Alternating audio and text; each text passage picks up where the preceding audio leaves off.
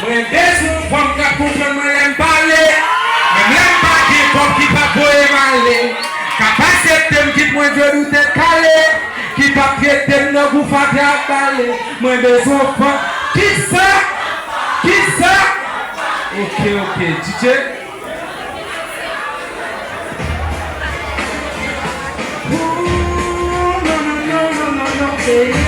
Mwen desou fòm.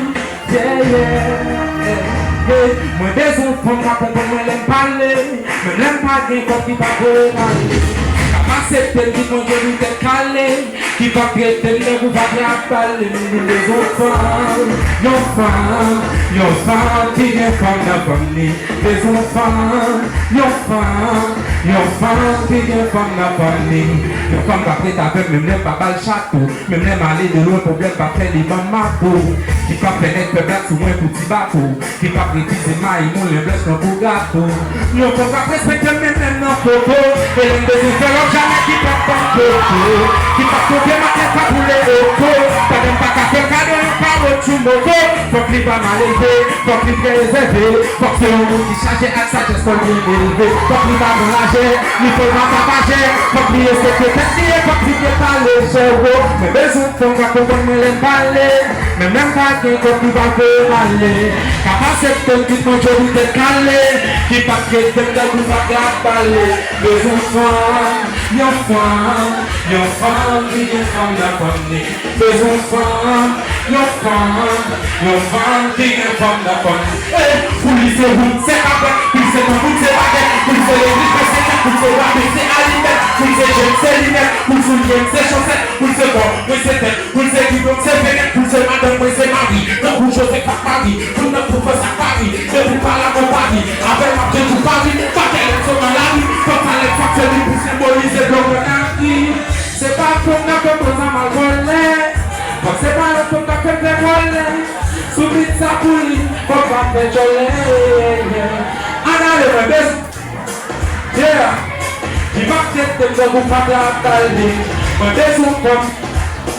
Anale. Mwen bezou fòm. Yon fòm ki gen fòm nan fòm ni.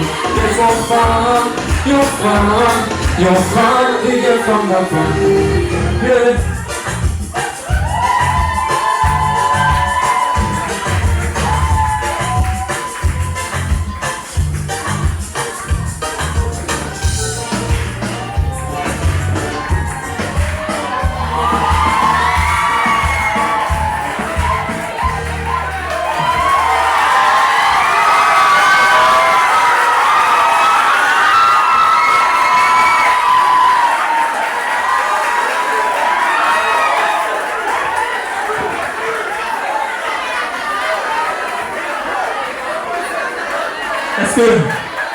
Est-ce que ouais, ça me dit là, il engagé. Ouais, ça me dit là, il dit femme yo avec l'école puis on qui pancarte yo pas blé.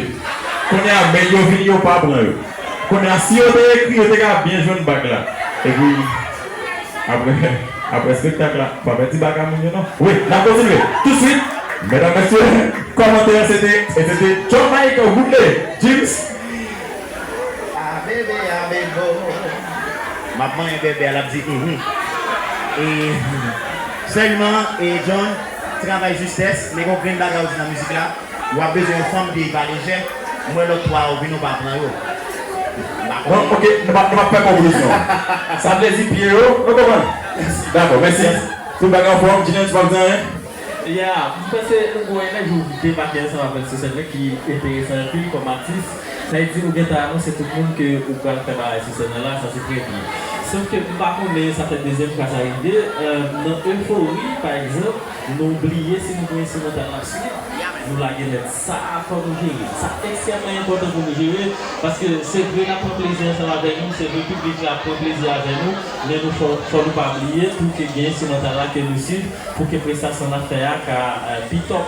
Mais sinon, c'est une belle prestation globalement, donc c'était j'aime bien le deuxième.